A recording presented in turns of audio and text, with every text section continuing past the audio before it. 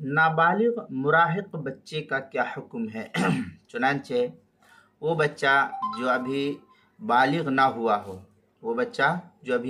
نہ ہوا ہو، لیکن اس عمر کو پہنچ چکا ہو کہ اس سے جماع کا صدور ممکن ہے، صحبت وہ کر سکتا ہے، جماع کر سکتا ہے، عورت اور مرد خلوت میں رہے تو اس کے مرد کو عورت کے اوپر قابو دیا جا سکتا ہے یا قابو پا سکتا ہے صحبت کے سلسلے میں۔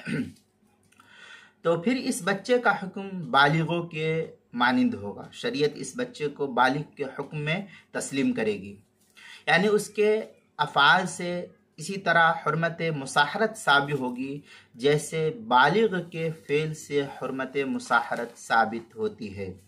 چنانچہ فتاوی ہند کے اندر ہے وَوَطْئُ الصَّبِيِّ الَّذِي يُجَامَعُ مِثْلُهُ بِمَنزِلَةِ وَطْئِ الْبَالِغِ فِي ذَلِكَ۔ یہ فتاوی ہندیہ کی عبارت ہے، پہلی جلد صفحہ 275۔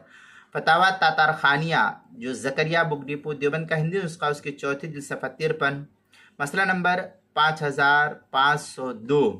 اسی طریقے سے جو ہے فتاوی شام میں ہے المراہق کالبالغ حتی لو جامع امرأة او لمس بشہوہ تثبت حرمت المصاحرہ۔